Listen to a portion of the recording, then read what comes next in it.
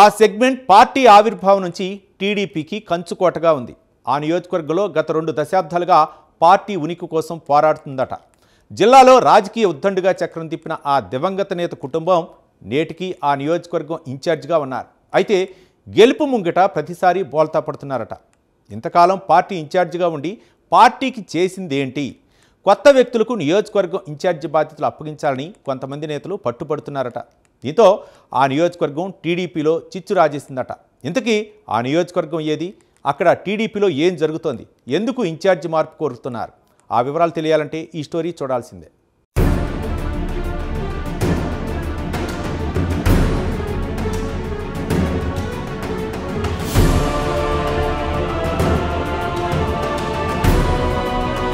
బద్వేల్ ఒకప్పటి తెలుగుదేశం పార్టీ కంచుకోట. బద్వేల్ నియోజకవర్గం నుంచి 6 సార్లు గెలిచి ఎన్టీఆర్ మంత్రివర్గంలో పనిచేసిన ఘనత బిజివేముల వీరారెడ్డిది.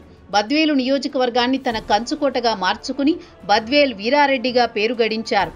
వీరారెడ్డి మరణం తర్వాత రాజకీయ వారసురాలిగా ఆయన కూతురు విజయమ్మ పాలిటిక్స్ లో ఎంట్రీ ఇచ్చారు. విజయమ్మ 2001లో జరిగిన ఉప ఎన్నికల్లో విజయం సాధించి అసెంబ్లీలో అడుగు పెట్టారు. ఆ తర్వాత జరిగిన 2004 ఎన్నికల్లో కాంగ్రెస్ అభ్యర్థి చేతిలో ఓటమి పాలయ్యారు.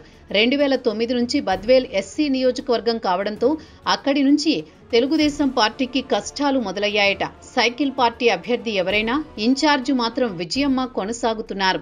ఇటీవల 2024 ఎన్నికల ముందు నుంచి విజయమ్మ కుమారుడు రితేష్ రెడ్డి ఇన్ఛార్జి బాధ్యతలు చేపట్టిన తర్వాత నియోజకవర్గ టీడీపీలో వారు మొదలైందట.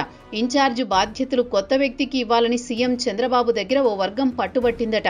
దీంతో నియోజకవర్గ ఇన్ఛార్జి పదవి కోసం అధిష్టానం ఐవీఆర్ఎస్ కాల్స్ ద్వారా అభిప్రాయం సేకరించడం ఇప్పుడు నియోజకవర్గంలో చర్చనీయాంశంగా మారిందట.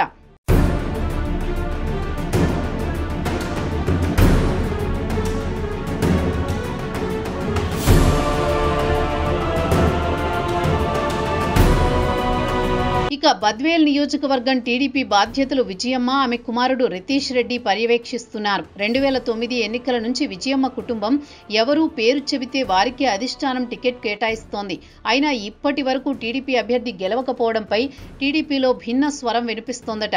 ప్రతి ఎన్నికల్లో విజయమ్మ, రితేష్ రెడ్డి కొత్త అభ్యర్థులను తెరపైకి తీసుకురావడం వల్లే ఓటమి పాలవుతున్నామంటూ నియోజకవర్గ క్యాడర్ తీవ్ర అసంతృప్తితో ఉన్నారట.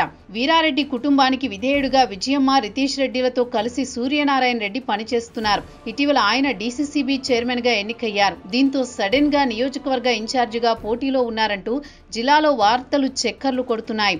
అయితే ఈ ప్రచారాన్ని బలపరుస్తూ అధిష్టానం ఐవీఆర్ఎస్ కాల్స్ ద్వారా అభిప్రాయం సేకరించింది.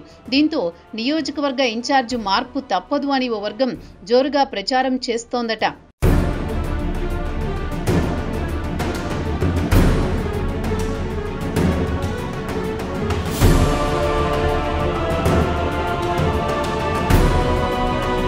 ఓవరాల్ గా నియోజకవర్గ ఇన్ఛార్జి మార్పుపై ఓవైపు జోరుగా ప్రచారం సాగుతోంది. అయితే రితేష్ రెడ్డి అనుచరులు మాత్రం వీరారెడ్డి కుటుంబం తప్ప ఇంకెవరిని నియమించినా ఒప్పుకునే ప్రసక్తే లేదని వాదిస్తున్నారట.